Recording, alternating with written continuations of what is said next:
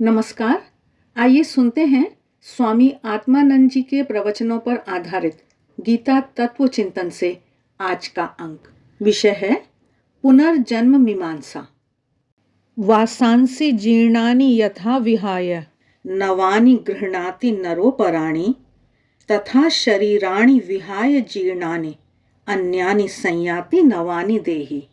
अर्थात जैसे मनुष्य फटे पुराने कपड़ों को त्याग कर अन्य नए कपड़े पहन लेता है, वैसे ही यह शरीरी आत्मा भी जीर्ण शरीरों को छोड़कर अन्य नए शरीरों में प्रवेश कर जाता है।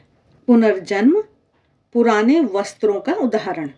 महाराज बता रहे हैं कि प्रस्तुत श्लोक में भगवान श्री कृष्ण समझा रहे हैं कि दिखने वाले शरीर के नष्ट होने से ऐसा नहीं समझना चाहिए कि सब कुछ नष्ट हो गया। यदि यह शरीर नाश को प्राप्त होता है तो देही आत्मा को फिर से एक नया शरीर मिल जाता है।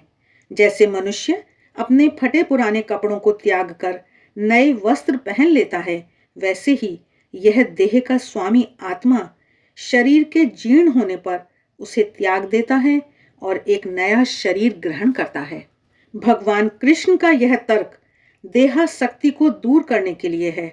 मनुष्य जिस सहजता के साथ पुराने और जीर्ण शीर्ण कपड़े त्याग कर नए कपड़े पहन लेता है, उसी सहजता के साथ देही देह का अभिमानी आत्मा अपने अभी के यानी पुराने शरीर को छोड़कर नया शरीर धारण कर लेता है। यहाँ तात्पर्य है सहजता से। मनुष्य पुराने कपड़ों को त्यागते समय शोक नहीं करता, फिर जीर्ण शरीर को ही छोड़ते समय क्यों वह शोक करे? क्योंकि शरीर आत्मा के लिए वस्त्र के ही समान है। यह इस श्लोक का आशय है। श्री भगवान मानो अर्जुन से यह कहना चाहते हैं कि अर्जुन, तू भीष्म पितामह है एवं गुरु द्रोणाचार्य आदि के लिए जो शोक कर रहा है वह उचित नहीं है। आत्मा की दृष्टि से यदि तू देखे तो उसमें न कोई परिवर्तन है, न मरने मारने की कोई क्रिया ही। और यदि तू उन लोगों की ओर शरीर की दृष्टि से देखे तो उनका यह शरीर नष्ट होने पर उन्हें एक नया शरीर मिल ही जाएगा। दुर्योधन आदि बांधवों के मृत्यु मुख में जाने की बात सोचकर यदि तू दुखी हो रहा है तो यह दुख भी निरर्थक है। एक तो युद्ध भूमि में वीर गति प्राप्त होने के कारण वे स्वर्ग का भोग करेंगे और दूसरे वे पुनः नए शरीर धारण कर जन्म लेंगे। अर्जुन, क्या तू जीवन को इतना सा ही मानता है कि एक दिन एक जीव पैदा हुआ, कुछ समय संसार में रहा और अंत में काल के मुख में समा गया? क्या जीवन की गाथा इतने में ही समाप्त हो गई? अरे नहीं अर्जुन, जीवन तो शाश्वत है। आत्मा ही यथार्थ जीवन है। जीवन और आत्मा दोनों पर्यायवाची हैं। जैसे आत्मा अविनाशी और शाश्वत है, वैसे ही जीवन भी। एक शरीर भले नष्ट हो जाए पर पुनः जीव को नया शरीर मिल जाता है। यहाँ पर शरीर की नश्वरता की तुलना में जीव की, देही की, शरीराभिमानी आत्मा की अविनश्वरता प्रदर्शित की गई है। यहाँ पर पुनर्जन्म के सिद्धांत का भी संकेत किया गया है। यह बताया गया है कि जीवन मात्र एक जन्म के तंग दायरे में नहीं बंधा है, बल्कि वह जन्मों की एक अनंत श्रृंखला है। महाराज कह रहे हैं कि आइए अब हम पुनर्जन्म के इस सिद्धांत पर कुछ विचार कर लें। पुनर्जन्म का सिद्धांत भारत की वसुंधरा में उत्पन्न सकल दार्शनिक मतवादों की अपनी एक विशिष्टता रही है, जो विश्व के अन्य भूभागों में पैदा हुए मतवादों में नहीं दिखाई पड़ती। यह विशिष्टता है इन समस्त भारतीय मतवादों का पुनर्जन्म के सिद्धांत पर विश्वास करना। यहाँ हम लोकायत या चार्वाक दर्शन को दर्शन की श्रेणी में नहीं ले रहे हैं। विश्व के प्राचीनतम साहित्य ऋग्वेद में हमें जन्म परंपरा का उल्लेख मिलता है। इससे प्रतीत होता है कि जब से दार्शनिक चिंतन की किरणें भारत के हृदयाकाश में फैली हैं, तब से पुनर्जन्म का सिद्धांत सुदृढ़ रूप से लिया गया है। पुनर्जन्म के सिद्धांत पर विश्वास करने वाले इन समस्त भारतीय मतवादों को हिंदू धर्म के व्यापक विषय वस्तु के अंतर्गत रखा जा सकता है, चाहे वे सनातनी हों या जैन, बौद्ध हों या सिख, वेदांती हों या शाक्त, शैव हों, आर्य समाजी हों या ब्रह्म समाजी। बाहर के धर्म जैसे ईसाई और इस्लाम पुनर्जन्म में विश्वास नहीं करते, पर पुनर्जन्म का सिद्धांत युक्ति युक्त है। हम अपने इस विवेचन में प्रत्यक्ष, अनुमान और आगम प्रमाणों के बल पर यही सिद्ध करने का प्रयास करेंगे। महाराज बता रहे हैं कि यह सिद्धांत संसार को हिंदू धर्म की विशेष देन है। बाहर के धर्म जीवन की जिन समस्याओं का उचित समाधान नहीं दे पाते, उनका हल पुनर्जन्म और कर्म के सिद्धांत के बल पर हिंदू धर्म पूरे तर्क के साथ प्रस्तुत करता है, और इन तर्कों की पूरी वैज्ञानिकता है, जैसा कि हम आगे के विश्लेषण में अनुभव करेंगे। पुनर्जन्म का सिद्धांत इस तर्क पर खड़ा है कि मात्र एक जन्म इस जगत में व्याप्त वैषम्य की मीमांसा नहीं कर सकता। यदि हम इसी जीवन को सब कुछ मान लें, तो मनुष्य के बीच जो भेद दिखाई देता है, उसकी मीमांसा कैसे हो? कोई बुरा होता है, कोई भला, कोई कुरूप तो कोई सुंदर, कोई रोगी तो कोई स्वस्थ, कोई धनी तो कोई निर्धन। इस विषमता का क्या कारण है? यदि इसके उत्तर में कहा जाए कि ईश्वर ने जैसा चाहा वैसा बनाया, तो यह कोई वैज्ञानिक उत्तर नहीं हुआ। इससे तो ईश्वर में पक्षपात और विषम दृष्टि का दोष लगेगा। यदि हम ईश्वर को विश्व का बनाने वाला मानते हैं और साथ ही उसे न्यायी, करुणामय आदि संबोधनों से युक्त करते हैं, तो ऐसा ईश्वर कुछ पर अन्याय कैसे कर सकता है? यह तो कोई समाधान ही ना हुआ। इसी जीवन को सब कुछ मान लेने से यही दोष उपस्थित होता है। हिंदू धर्म को छोड़कर विश्व के अन्य धर्म इस समस्या का जो उत्तर देते हैं, उसके पीछे ना तो युक्ति का बल है, ना अनुभूति का। विज्ञान के पास भी इस प्रश्न का कोई उत्तर नहीं है। आगे महाराज डार्विन का क्रम विकासवाद काल्पनिक प्रश्नोत्तर पर अपने विचार प्रस्तुत करते हुए कह रहे हैं कि पुनर्जन्म का सिद्धांत इस धारणा से प्रेरित होता है कि जीवन प्रवाह का एक विशिष्ट लक्ष्य है, और उस लक्ष्य को पाने के लिए ही जीवों को इस जीवन क्रम में से जाना पड़ता है। अन्य धर्म जीवन के लक्ष्य के संबंध में जिस धारणा का पोषण करते हैं, वह मनुष्य की बुद्धि वृत्ति को संतोष नहीं दे सकती।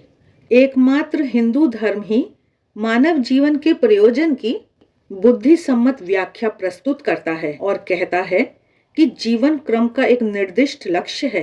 पहले विज्ञान भी भौतिकवादियों के समान इस जीवन को आकस्मिक मानता था, उसके पीछे किसी लक्ष्य या उद्देश्य को देख नहीं पाता था, पर आज वह किसी भी घटना को आकस्मिक नहीं कहता। यदि कोई बात आकस्मिक दिखाई देती है, तो केवल इसलिए कि हम उसके पीछे छिपे नियम को जानने में असमर्थ हैं। आज विज्ञान के कोश में आकस्मिकता का मात्र इतना ही अर्थ है। इसी प्रकार आज का विज्ञान जीवन को निरुद्देश्य नहीं मानता। जब चार्ल्स डार्विन ने क्रम विकास के सिद्धांत की घोषणा की थी, तब जीव विज्ञान के क्षेत्र में हलचल मच गई थी। उन्होंने अपनी इस द थ्योरी ऑफ इवोल्यूशन यानी क्रम विकास के सिद्धांत द्वारा जीवन के क्रम को समझाने का प्रयास किया। उन्होंने इस जीवन प्रवाह का सूक्ष्म अध्ययन किया और इसमें एक क्रम देखा। उन्होंने घोषणा की कि विश्व में जितनी योनियां स्पीशीज दिखाई देती हैं, वे सब की सब एक क्रम से बंधी हैं, और इस क्रम को उन्होंने विकास का क्रम, प्रोसेस ऑफ एवोल्यूशन कहकर पुकारा। अत्यंत स्थूल तौर पर यदि उनके इस क्रम विकास के सिद्धांत की चर्चा करें, तो वह कुछ ऐसा होगा। नंबर 1, जीवन प्रवाह का आरंभ अमीबा जीवाणु कोश से होता है। नंबर 2, यह जीवन प्रवाह विभिन्न योनियों का विकास करता हुआ मनुष्य योनि तक आता है। नंबर 3, जीवन प्रवाह के एक योनि से दूसरे योनि में जाने के दो कारण प्रतीत होते हैं। एक तो सर्वाइवल ऑफ द फिटेस्ट अर्थात बलिष्ठ अतिजीविता अर्थात जो सबसे योग्य हो वह बचे, और दूसरा नेचुरल सिलेक्शन प्राकृतिक निर्वाचन। हम यहाँ पर नियम भंग का उल्लेख छोड़ दें तब भी कई प्रश्न खड़े होते हैं। कल्पना करें कि हम विकासवादी से ये प्रश्न पूछ रहे हैं और वे हमें इनका उत्तर दे रहे हैं। प्रश्न: विकासवादी जी, आपने कहा कि जीवन प्रवाह विभिन्न योनियों का विकास करता हुआ मनुष्य योनि तक आता है, तो क्या वह वहीं रुक जाता है अथवा उससे भी आगे जाता है? विकासवादी कहेंगे, इसका कोई उत्तर मेरे पास नहीं है। अगला प्रश्न: अच्छा, क्या आप इस जीवन प्रवाह का कोई लक्ष्य मानते हैं जिसकी प्राप्ति के लिए यह सारा विकास क्रम कार्य कर रहा हो? विकासवादी का उत्तर होगा, ऐसा तो नहीं प्रतीत होता। फिर उनसे अगला प्रश्न कि चेतना कॉन्शियसनेस के संबंध में आपकी क्या धारणा है? विकासवादी उत्तर देंगे कि विकास के क्रम में कहीं पर कुछ ऐसी परिस्थितियां आती हैं जब अचानक चेतना उत्पन्न हो जाती है, वह आकस्मिक है। अगला प्रश्न: क्या आप मनुष्य के पुनर्जन्म में विश्वास करते हैं? विकासवादी: नहीं। अगला प्रश्न: जो महामानव दिखाई देते हैं जैसे बुद्ध, ईसा आदि, वे तो सामान्य मनुष्यों से बहुत ऊपर उठे दिखाई देते हैं। क्या आपको अपने सिद्धांत की दृष्टि से इस अंतर का कोई कारण दिखाई देता है? विकासवादी कहेंगे, नहीं। अगला प्रश्न: मनुष्य मनुष्य में जो भेद और विषमता दिखाई देती है उसे आप कैसे समझाएंगे? विकासवादी: इसका भी कोई स्पष्ट और समाधान कारक उत्तर मेरे पास नहीं है। अगला प्रश्न: यदि आप ऐसा मानते हैं कि सभी योनियां विकास क्रम से बंधी हुई हैं, तो फिर मनुष्य भी विकास के नियमों और सिद्धांतों से बंधा होगा। इसका तात्पर्य यह हुआ कि मनुष्य प्रकृति के द्वारा बद्ध है और अपनी मर्जी से कुछ नहीं कर सकता। विकासवादी: हाँ, सभी योनियां विकास क्रम के हाथों यंत्र के समान हैं, प्रकृति के हाथों कठपुतली जैसे हैं। मनुष्य इसका अपवाद नहीं है। प्रश्न: अच्छा, जैसे आप क्रम विकास की बात स्वीकार करते हैं, वैसे ही क्या आप क्रम संकोच के सिद्धांत को भी मान्यता देते हैं? विकासवादी: नहीं। एक अंतिम प्रश्न और, अमीबा से मनुष्य तक आप कितनी योनियां मानते हैं? विकासवादी: यह मानने का सवाल नहीं, यह तो खोज का सवाल है। अभी तो मैं खोज में लगा ही हूं। आप यह प्रश्न मेरे बाद में आने वाले जीव शास्त्रियों से कीजिए, वे अधिक सही उत्तर दे सकेंगे। पर आज का विज्ञान भी इनमें से बहुतेरे प्रश्नों का समाधान कारक उत्तर नहीं दे पाता। फिर अभी अभी डार्विन की दृष्टि से जो उत्तर दिए गए हैं उनमें से अधिकांश विज्ञान की तार्किक दृष्टि से गलत हैं, जैसा कि हम अभी देखेंगे।